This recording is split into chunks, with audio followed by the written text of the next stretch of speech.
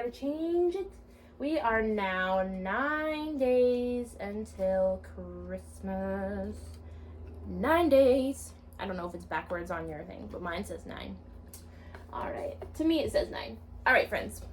We're going to read a really fun book today. We're going to read How the Grinch Stole Christmas. All right. Are you ready? This is one of my favorite ones. Have you seen any of the Grinch movies? There's 3 of them. They are all really good and I like them all. But none of them can beat the book. So let's read about How the Grinch Stole Christmas. It's by Dr. Suess. Let's wait for the helicopter outside to go away. Do you ever have a loud noise outside of your house that's hard to hear? I do a lot. There you go, he's going far away. All right. Every Who down in Whoville liked Christmas a lot. But the Grinch, who lived just north of Whoville, did not. Now Grinch hated Christmas the whole Christmas season. Now please don't ask why. No one quite knows the reason. It could be that his head wasn't screwed on just right. It could be perhaps that his shoes were too tight. It could be, but I think the most likely reason of all may that have been his heart was 2 sizes too small. See the Grinch right there? But whatever the reason, his heart or his shoes, he stood there on Christmas Eve, hating the Whos, staring down from his cave with a sour, grinchy frown at the warm lighted windows below in their town. For he knew every Who down in Whoville beneath was busy now hanging a mistletoe wreath. And they're hanging their stockings, he snarled with a sneer. Tomorrow is Christmas. It's practically here. Then he growled with his Grinch fingers nervously drumming. I must find some way to stop Christmas from coming. For tomorrow, he knew, all the Who boys and girls would wake bright and early. They'd rush for their toys, and then, oh, the noise, noise. That's one thing he hated, the noise. Look at all of those instruments. That does look noisy, doesn't it? Then the Whos, young and old, would sit down to a feast, and they'd feast, and they'd feast, and they'd feast. They would feast on Who pudding and rare Who roast beast, which was something the Grinch couldn't stand in the least. Look at all that food they're eating. And then they'd do something he liked least of all. Every Who down in Whoville, the tall and the small, would stand close together with Christmas bells ringing. They'd stand hand in hand and the Whos would start singing. They'd sing and they'd sing and they'd sing. The more the Grinch thought of the Who Christmas sing, the more the Grinch thought, I must stop this whole thing. Why, for 53 years I've put up with it now. I must stop this Christmas from coming. But how? Then he got an idea, an awful idea. The Grinch got a wonderful, awful idea. I know just what to do, the Grinch laughed in his throat, and he made a quick Santa Claus hat and a coat. And he chuckled and clucked. What a great Grinchy trick! With this coat and this hat, I'll look just like Saint Nick. All I need is a reindeer. The Grinch looked around, but since reindeer are scarce, there was none to be found. Now, did that stop the Grinch? No, the Grinch simply said, if I can't find a reindeer, I'll make one instead. So he called his dog Max, and then he took some red thread, and he tied a big horn on top of his head.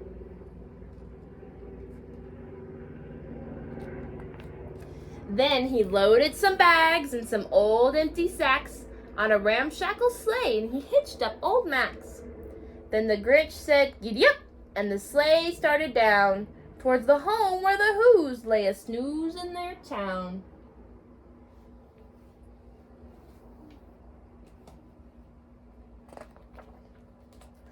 All their windows were dark, quiet snow filled the air. All the Whos were all dreaming sweet dreams without care. Then he came to the first little house on the square. "This is stop number 1, the old Grinchy Claus hissed, and he climbed to the roof, empty bags in his fists.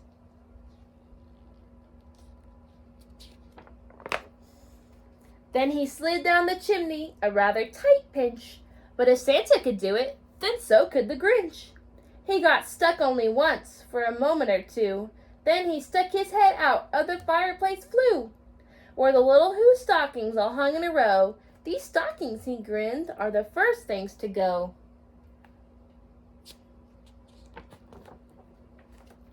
Then he slithered and slunk, and his smile most unpleasant, around the whole room, and he took every present.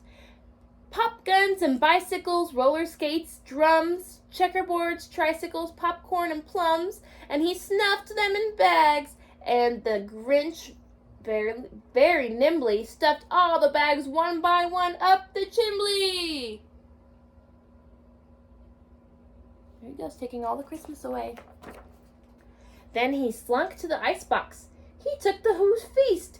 He took the Who pudding. He took the roast beast.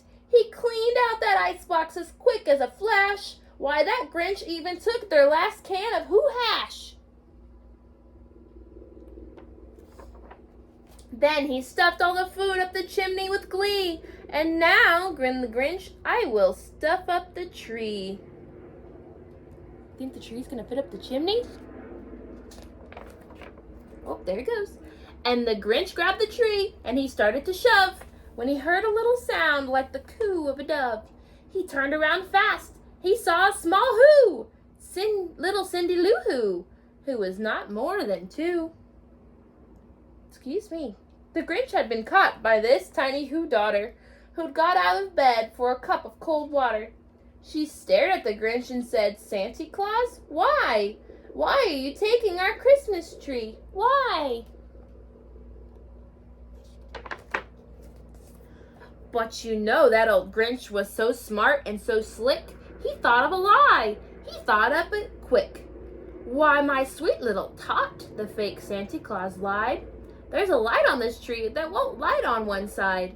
So I'm taking it home to my workshop, my dear. I'll fix it up there, and I'll bring it back here." And his fib fooled the child. When he patted her head, then he got her a drink and sent her to bed.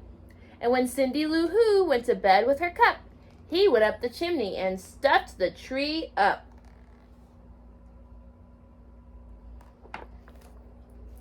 Then the last thing he took was the log from the fire.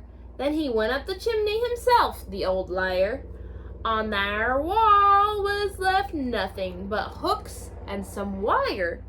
And the one speck of food that he left in the house was a crumb that was even too small for a mouse.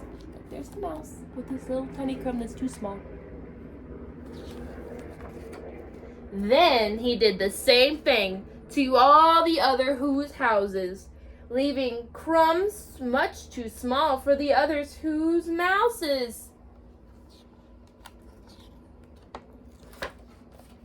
It was 1/4 dawn, all the Who's still abed, all the Who's still a snooze when he packed up his sled, packed it up with their presents, the ribbons, the wrappings, the tags, and the tinsel, and the trimmings, and the trappings.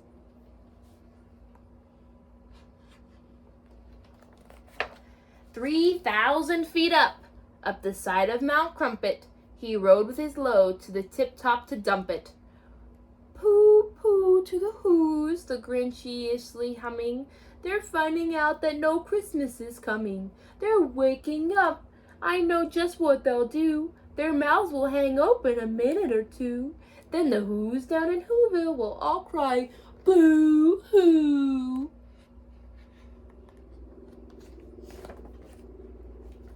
"That's a noise," grinned the Grinch, "that I simply must hear."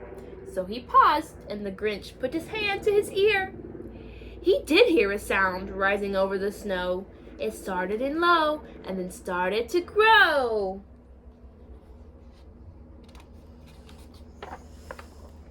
Why, that sound wasn't sad. Why, this sounded merry. It couldn't be so, but it was merry, very. He stared down at Whoville. The Grinch popped his eyes, and he shook. What he saw was a shocking surprise. Every Who down in Whoville, the tall and the small, was singing without any presents at all. He hadn't stopped Christmas from coming. It came. Somehow or another, it came just the same.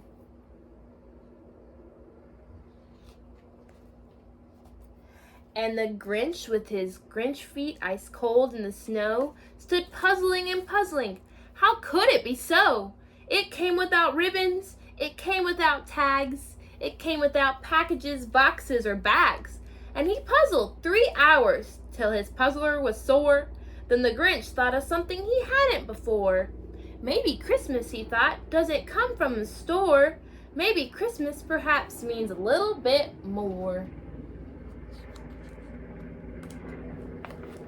And what happened then? Well, in Whoville they say that the Grinch's small heart grew 3 times that day.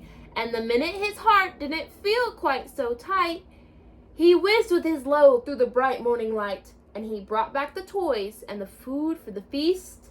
And he himself, the Grinch, carved the roast beast. The end. Wow. I really like that story because the Grinch thought Christmas was just about presents and trees and stockings. That's not what Christmas is about. Christmas doesn't come from a store. So we have to be like, we can't be a Grinch on Christmas morning if we don't get everything we asked Santa for, or maybe we're not even going to get any presents this year. We can't think, oh, my Christmas is ruined, because that's not what Christmas is about at all. And the Grinch realized that, and he felt sorry. So he took back all the presents because he thought he was going to steal Christmas, but he realized he didn't steal Christmas, and it made his heart grow really big. Do you know someone in your life that doesn't like Christmas? I do. Sometimes we have to be real extra kind to those people and maybe get them a Christmas present. I'm not saying their heart will grow, but that's what happened with the Grinch, is when the Who's showed him that Christmas wasn't about all of the stuff, and he was able to get his heart grown back to bigger than normal, and he was able to go eat the feast with the Who's. Isn't that fun? All right, my friends. That is the book for today. It's a little bit longer, so we're not going to do any activities today, but I really enjoyed this book, and I hope you did too. Hi, boys and girls. Reggie, can you sit? Sit. Good boy. All right, so I'm going to be like the Grinch today, and I'm going to put my reindeer antlers on my dog. All right, you ready, Reggie? Right, stay right there. Let's show the boys and girls. Show them your reindeer antlers. Oh, you're so cute. Oh, I have a Max right here. Ah, they're falling off. Who's a good boy? You want to give me kisses? Oh, thank you for giving me kisses. I love you, Reggie. You're so sweet in your little reindeer antlers. All right, I'll take them off. Thank you. Thank you for being my Max today with our story. Did you enjoy our story, Reggie? I think you did, huh? You enjoyed our story. All right, let's see if we can get one of your brothers to come be a reindeer too. Hi, buddy. All right, I'm going to make you a Max too. Are you ready? Ooh, okay, buddy, sit. Siéntate. Sit. Good boy, buddy. All right, let's show the boys and girls. No, wait. Let's show the boys and girls. Show them. Oh, you're so cute. Okay, we can take them off. He didn't really like them that well. Let's try and do Guapo. All right. Come here, Guapo. You stay right there. Don't move. Thanks, buddy. There's Guapo. Oh, my sweet baby Guapo. He's a good Max, too. Oh, he's going to take them off. Okay, I'll take them off. Thank you guys for being my Maxes, just like the Grinch had his little Max. Boom. All right, my friends, I'll see you again tomorrow.